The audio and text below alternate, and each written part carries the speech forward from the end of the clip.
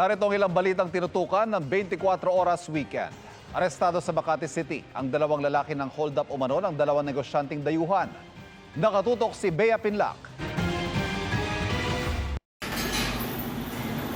Sa kulungan ng bagsak ng dalawang lalaking ito matapos umanong hold-upin at pagnakawan ang dalawang negosyanteng dayuhan sa Don Chino Roses Avenue sa Makati.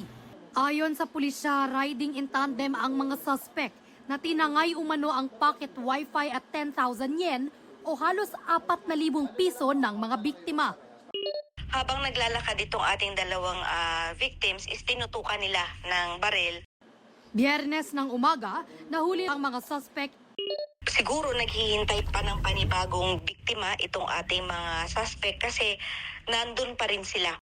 Na-recover ang umanong nakaw na pera, motor at isang tunay at isang replika na baril. Ayon sa pulisya, matagal nang gawain ng mga suspect na pagnakawan ang mga dayuhan sa Metro Manila. Wala, ma'am. Wala. Wala kaming baril, wala kaming ginawa. Wala akong masasabi niyan, ma'am. Bukod sa dati na nilang mga arrest warrant, nahaharap muli ang mga suspect sa panibagong reklamo ng robbery at illegal possession of firearm. Para sa GMA Integrated News, Bea Pinlac, nakatutok 24 oras.